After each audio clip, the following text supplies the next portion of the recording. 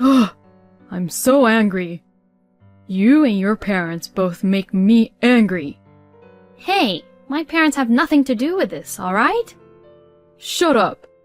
Don't you dare talk back to me. I will never take care or do anything for your parents ever again. I won't have your parents at any of my family's weddings or funerals. If you don't like that, then get the hell out. Fine, but are you okay with that? What are you talking about? I'm actually glad that you're leaving.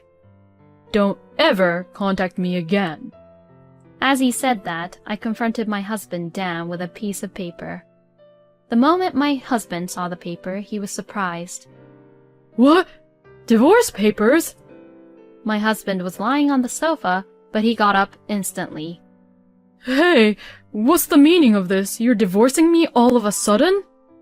My name is Mary Cooper, and I'm currently a 29-year-old company employee. I currently live with my husband, Dan, and with our 3-year-old son, Sean. I have been working for my father's company since I graduated from college. But, to my annoyance, my husband is completely against it. I work for a well-known company. Wouldn't it be embarrassing if people found out that my wife works at a fairly small parts factory? Why would you even say that? When we first got married, you were showing off to people by saying that I was the CEO's daughter. Why do you even hate my parents and the company my father runs so much these days? You'll never understand, will you? You should just quit your job. My husband insults me by saying such things and tells me to quit working.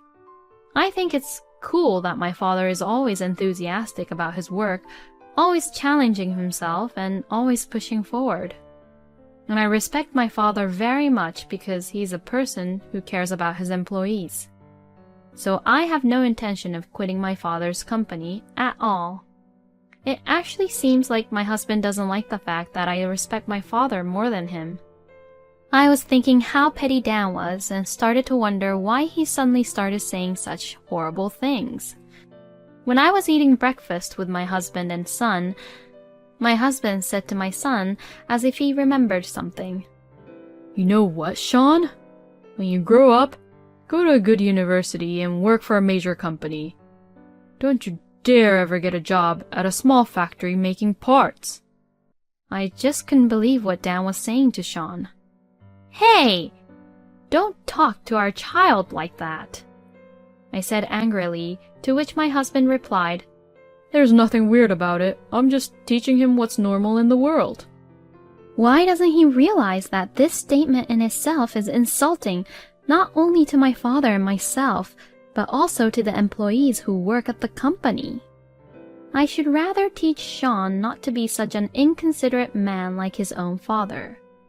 No matter how much I tried to warn him, my husband kept saying these kind of terrible things. He seemed to really want me to quit my job. And my husband continued to say and do things after that to hurt me, and kept on telling me to just quit the job like I'd been saying from before. Until now, I have wondered why my husband has become such a cold and terrible person, and I hoped that he would at least go back to how he was in the old days. But since I don't see any sign of that, I have given up on him. It's not that I haven't considered a divorce, but Dan's parents are very nice people, and not only me, but my parents also get along very well with them. Which is why I end up hesitating for a divorce, because I don't want to cause any disappointment to my parent and his parents because of our divorce. Dan's parents and my parents are really close, that my father and Dan's father seem to go fishing together a lot, and my mother and Dan's mother both like the same artists and go to live concert shows together frequently. And Dan's parents and my parents were very protective and take very good care of our son. I felt that it would be wrong to take away the environment in which my son, who grew up with so much love and affection, was so happy with. That is why I couldn't be brave enough to divorce Dan. But my love and affection I had for my husband is growing more and more dry. I'm gradually getting to the point where I don't even want to sleep with him, and I sleep with my son in his room these days. Seeing me be like that, my husband didn't like that and tried to force us to sleep in the same room as him. But my son started to cry a lot, perhaps because of my husband's frustration. So he stopped, and he also stopped coming into Sean's room after that. Soon after, my husband and I stopped talking to each other. My husband continued to harass me in order to get me to quit my job. He increased my housework chores by doing things like leaving the dishes on the table after eating, or leaving clothes around the room, and on days off when he was home, he would lounge around on the couch and watch TV all the time doing nothing. He also wasted my effort by going out for drinks with his coworkers even after I made dinner. And when he sees me, he grins at me. What he's doing is really too childish and immature, and it's appalling. A little while later, my husband came home looking very happy. Hey, I'm home. Yes, I know. Welcome home. Another dull greeting from you, huh? Well, I'll forgive you because I'm in a good mood today. What made you be in a good mood? To be honest, I didn't even want to keep the conversation going. But since he kept on grinning stupidly like that, I asked the question. He really had this face which really just annoyed me. You really want to know? Well, I guess I don't have a choice. I might be promoted to be the head of the department. Oh, really? That's great! I thought that was simply amazing.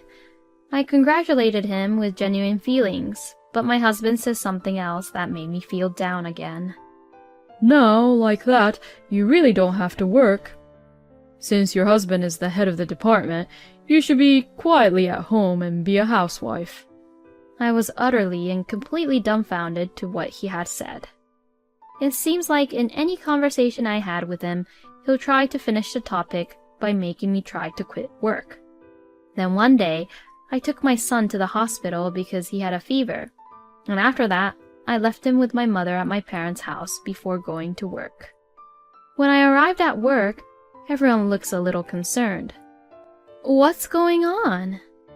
I asked the desk clerk nearby, and he said, well, the president is talking to a business partner right now, and it seems like the president is very angry with him. My father is angry? I was surprised. My father is very gentle and has the capacity to laugh off at most things. So, for my father to be angry at someone must have been a big deal. I wondered what had happened. I was curious, so I went into his office. Oh, it's you, Mary. I heard Sean had a fever. Is he okay? Yeah, the fever is gone now, and he's sleeping very well now. Anyways, what's wrong? The employees were worried that you were angry, Father. Yeah, I'm sorry about that, but I heard something very unforgivable. While my father and I were having this conversation, a young man sitting across from him stood up. Oh, long time no see, Mary. Oh, Justin, long time no see. I heard that the business partner came here, but I didn't know it was you, Justin. He is a young employee of a company that my father's company does business with, and he is a very good-natured kid. Justin had taken over the job from the previous person in charge and is currently in charge of our company, and he is a very nice young man who always gifts us with something to eat and talks to us, which is very rare to see these days. But I suddenly had a question in my mind. Why was my father getting angry at Justin, who was a good person? Father, what do you mean you heard something unforgivable? Well... Then my father explained to me what Justin had told him. Justin works for an electrical goods manufacturer, and just recently he had succeeded in developing a new business which led to a project with a major company. While he was working on the project with his other employees, thinking about quality and function, they decided to ask my father's company for help if we could produce some of the parts for them. So, Justin came to my father's company and held various meetings to discuss about the project. After making steady preparations, when the project was finally ready to proceed, his boss took away the presentation materials that had been prepared just before the project was about to start. And his boss then took the liberty of making a presentation to the employees and executives and took credit for it. The presentation was accepted by the executives, and his boss might be promoted to be the next department manager. My face grew redder and redder, and I began to get angry. Justin further told me that his boss said, "The company that makes this part is not trustworthy, so I'll ask another company to make it for me." The company he said that wasn't trustworthy was my father's company. My anger reached its peak. "Oh, I am so sorry, Justin. My husband did something so stupid and terrible." Hearing this, Justin says, "What? Isn't your boss Dan Cooper at the company you work for?" Yes, it is. What, are you saying that your husband is that Mr. Cooper? When I nodded my head, Justin looked very surprised. In other words, that time when my husband was happy that he might be promoted to department head was after he had taken credit for Justin's work. I regretted that I had genuinely congratulated him without knowing that. I never thought that Dan would say or do such a thing.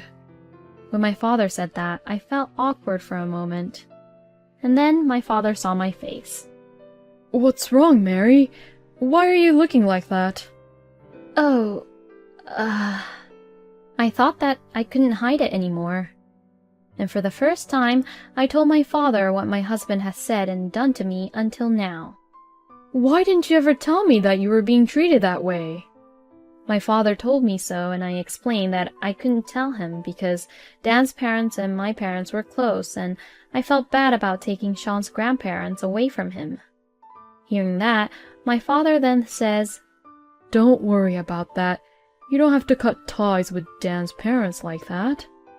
My wife and I are already friends with Dan's parents, so we will continue our personal relationship with them. And it's okay to keep on having Sean see them normally, you know."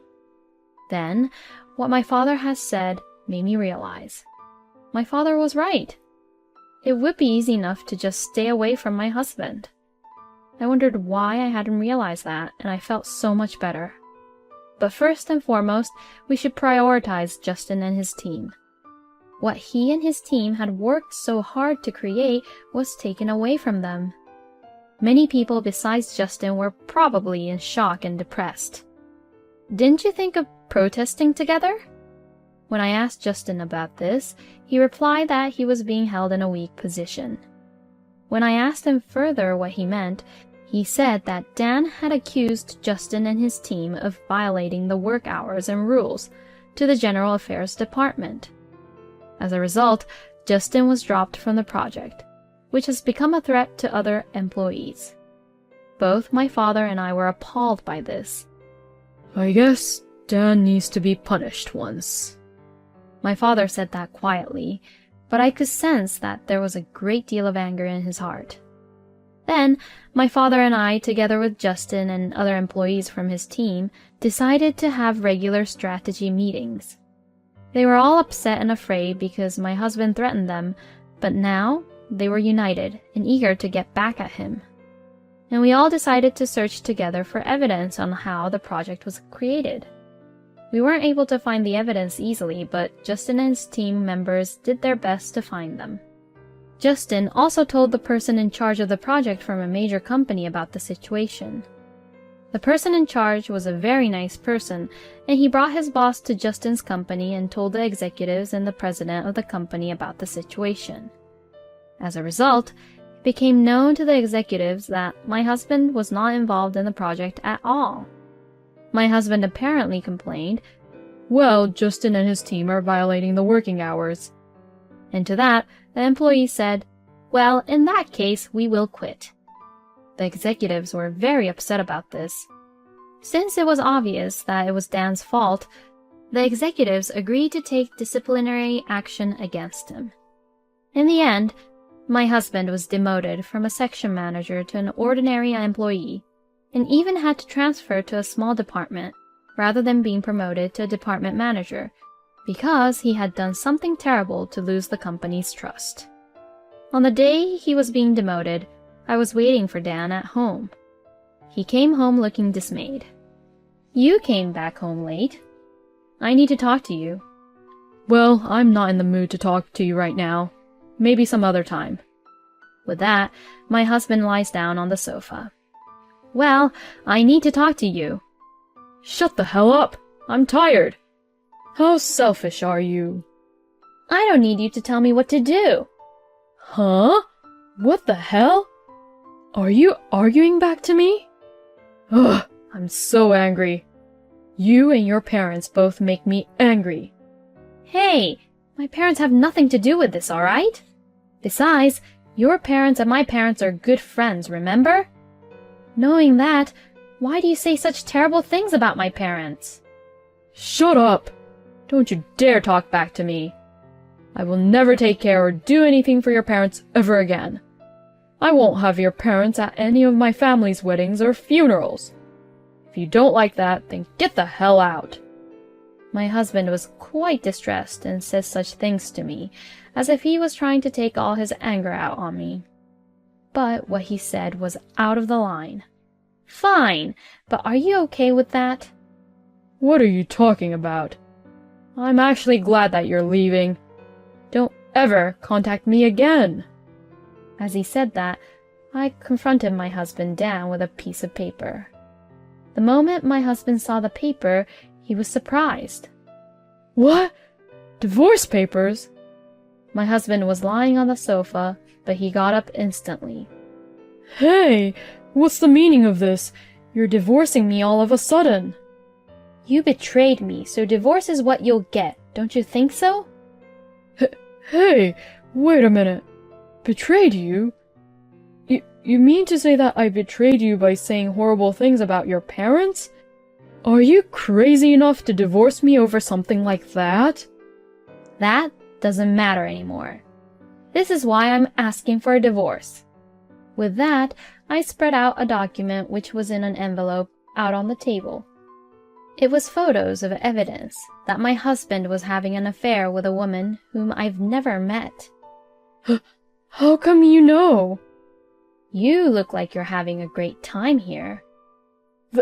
This is different. It was just an impulse. I don't care if it was an impulse or a serious one. The fact that you had an affair will never go away. Divorce is absolute. Child support is absolute. Alimony is absolute. And there will be no division of property. If you aren't agreeing to these conditions, you're going to hell. What? What do you mean? You apparently met this girl at a bar, but she's a high school student. What? You gotta be joking, right? She didn't even look that young. It's true. I hired an investigator to find out if you were doing anything suspicious, and everything came out. And according to the investigation, that girl is a high school sophomore student. Cheating on your own wife alone is just disgusting, but if the world finds out you're with a high school student, you're really doomed for life, and normally you'd be under arrest. Wait a minute. I'll agree to all the terms of the divorce, so please, just don't say anything about this. Please. Fine. I don't like people saying that my son's father was arrested either for such a stupid and disgusting reason, and I know some dirt about that high school girl anyways. Yes, the high school girl who said she met him at the bar had been smoking and drinking. So I told the girl and her parents that I would report the drinking and smoking to her school if they didn't pay the alimony. I heard that the girl went to a prestigious all-girls high school, and if the school finds out, she would be expelled at once. So, the girl and her parents apologized to me and paid me $40,000, saying that they hoped I wouldn't do that.